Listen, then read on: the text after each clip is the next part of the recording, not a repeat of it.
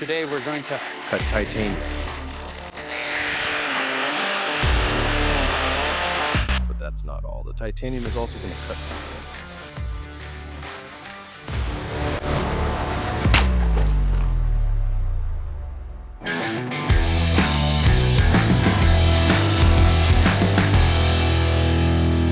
Look at this beautiful little thing we got.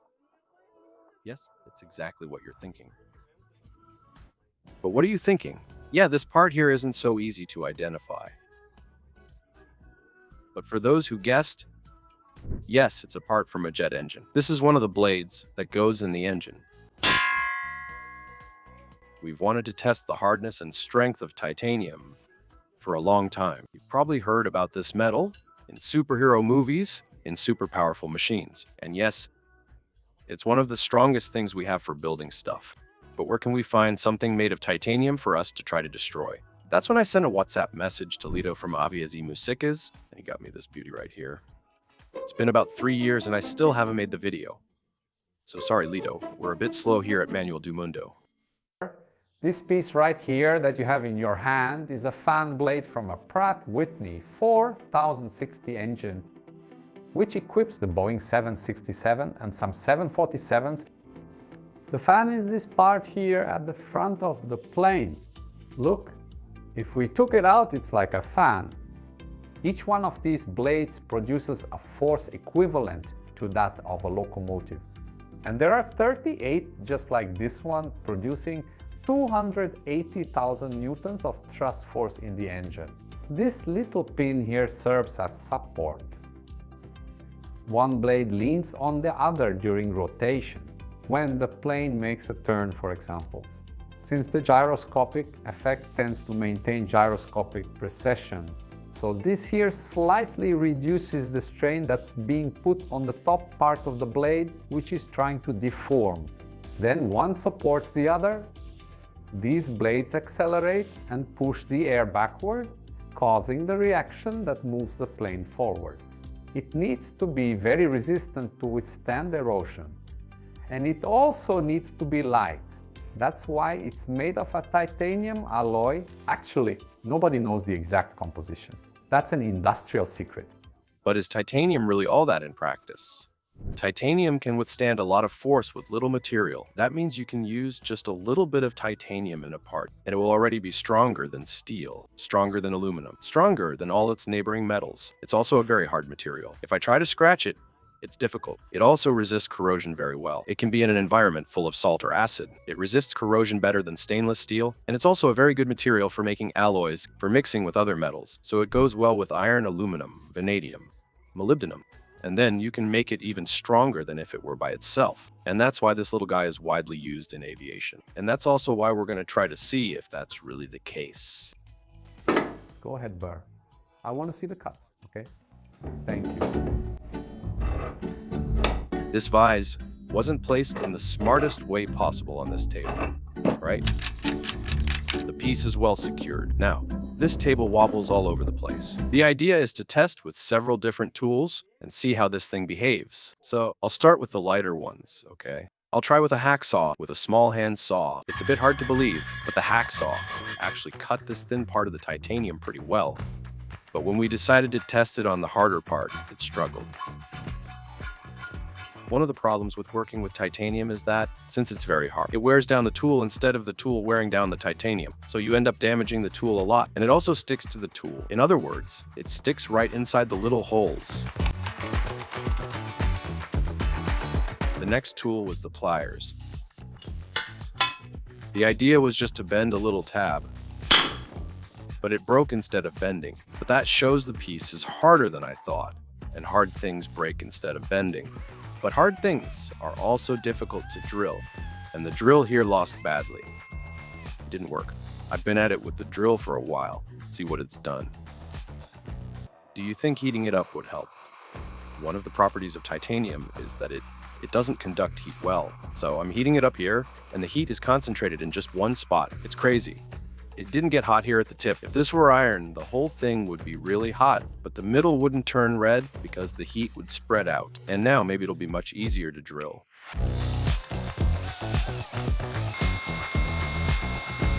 but actually no.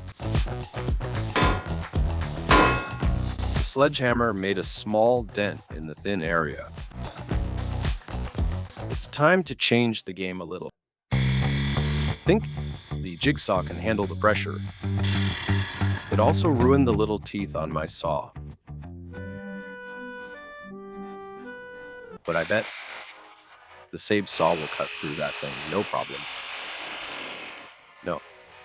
Also, not even close to cutting. It was just that little hole I made with the hacksaw, and it didn't go any further. That's when I had a slightly bolder idea. If this titanium is really that tough, what if we tried sharpening the blade, the tip of the shovel, and made some kind of titanium machine? And it gets red really easily because of that thing about not dissipating heat.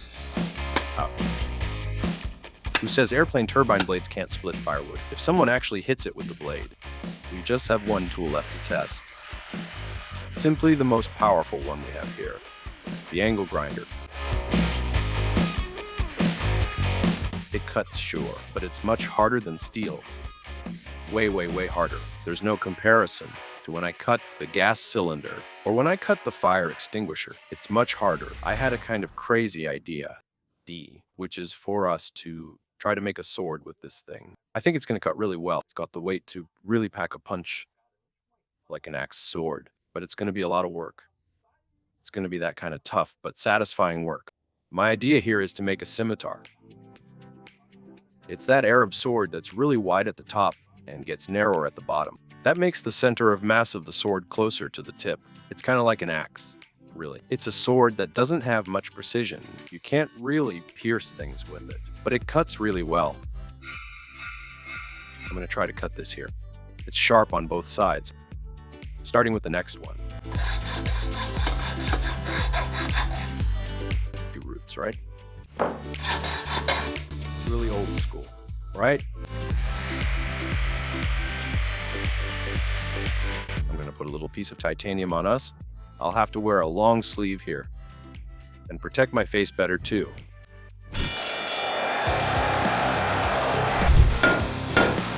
No. No.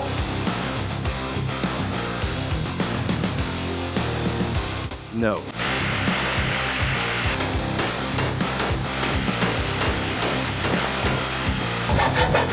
No.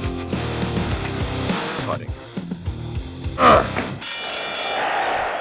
Taking advantage of the fact that I just made an epic cut here, I wanted to share some really cool news with you. We just launched the Manual do Mundo Clips channel, and it's not about cutting titanium or slicing things like Fruit Ninja, no. These are clips with the best moments from the videos.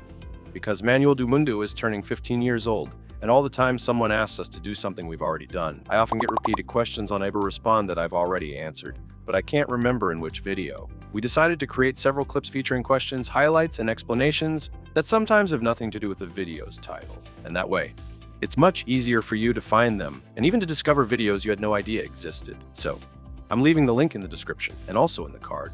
Just go check it out and don't forget to subscribe, alright? There will be videos almost every day. Subtitled by...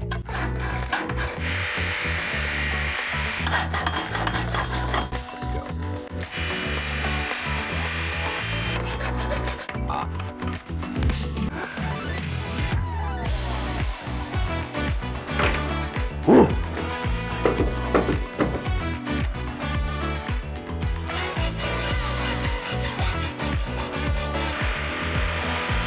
Stop. Stop. This thing isn't working anymore. We've already used up a bunch of grinder discs, broke a lot of saw blades, then made a complete mess in the studio. And you can't imagine the smell in there, because these discs, they heat up the titanium too much and release a smoke that's stinking up the whole house. So I'm gonna have to give up, but you're gonna like the result. Let's do this thing. We're doing this with a water jet. And now you're gonna see what technology is for cutting this titanium. Who's going to help us is Dard Brazil. It's the same company that also gave us a hand the first time we cut things with a water jet, when we opened up a TV, a camera, and the Nick Awards trophy. They're the ones who have these super powerful machines here. One annoying thing is this piece is so crooked, making it hard to position in the machine. When it started cutting, I never would have imagined that sparks would come out from the cut with water. That didn't happen with anything we cut a few years ago. And one thing that's important to tell you is that it's not just pure water, okay? It has abrasive in it, a kind of sand that helps with the cutting. Maybe just water wouldn't be enough for titanium. The cut was divided into two parts, and when it was finished, we realized that the piece didn't come off. Two spots were missing. We quickly solved one by making a small cut without the drawing, but saved the other to finish at manual do mundo. It turned out great, and I can't wait to break out the metal here and see the sword's shape.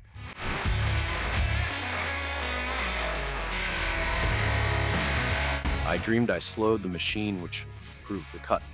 That really happened. The titanium stayed cooler and the disc lasted longer. Hey, Mom.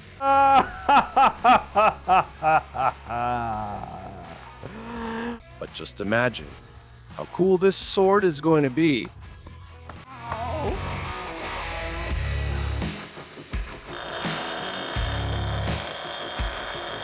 It's terrible to hold this thing because it got way too wide. So I'm going to try to copy the handle, the grip here, from Celso Cavallini's knife. This knife is amazing. It's really comfortable to hold. You can grip it really well with your hand. And here, I realize that I have to remove a lot of material. There's a spot where your thumb fits, and at the end, there's a place that holds your pinky too. It doesn't let it slip out of your hand.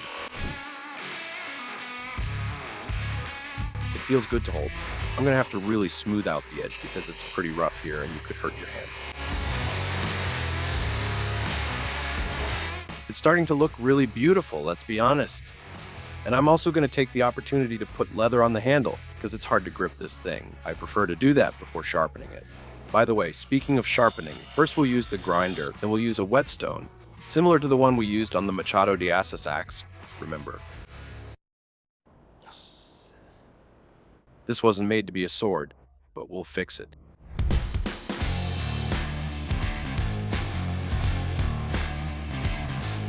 Something that's not mandatory in our case, but it's much cooler and the sword needs it, is a guard, that part that protects your hand in a fight.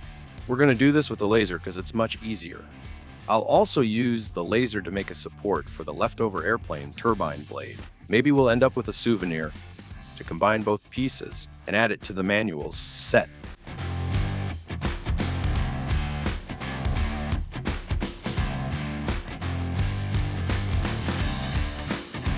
Turned out really nice, let's be honest, right? I'm dying to take a swing at something with this thing. Look, it's important to make it clear that this is a decorative sword, okay? It's just me messing around with a sword. Now, I can guarantee you that this thing is powerful.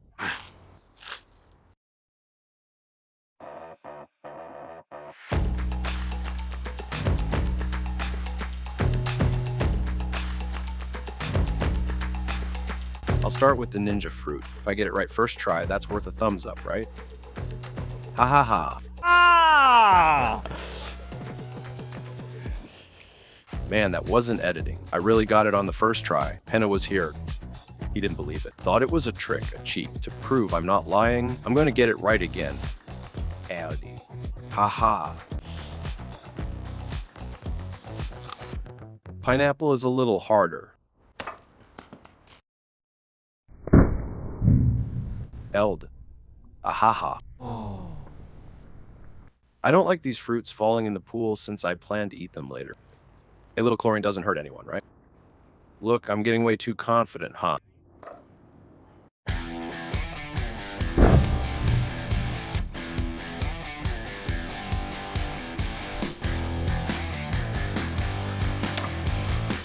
Ha! Oh ha.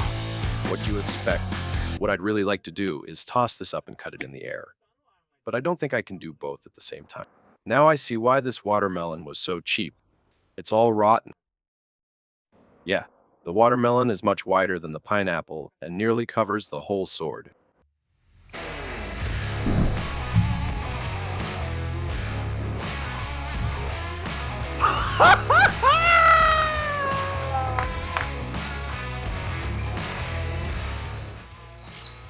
Yeah, it really was spoiled. How-aha. Now your potato, right? Let's try to cut the plastic bottle, which is much harder than the fruits. I think it's going to fly off when I hit it, but we can see the damage that was done afterwards.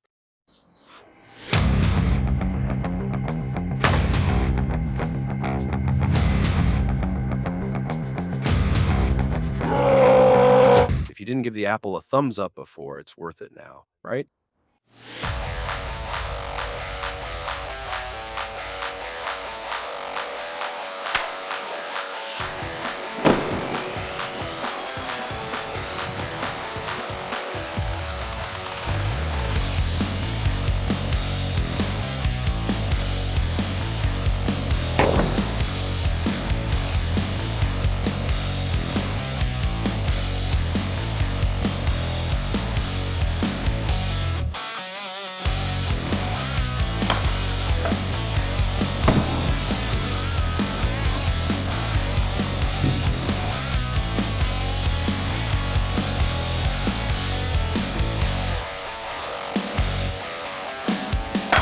I was sure this thing wouldn't get cut, even if pigs flew. Nossa.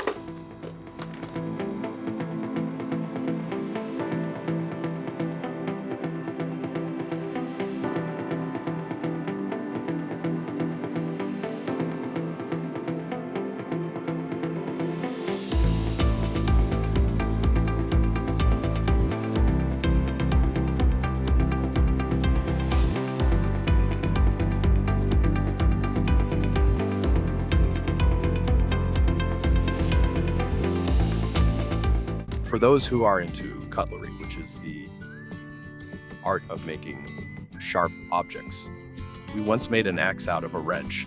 It came out much sharper, you know.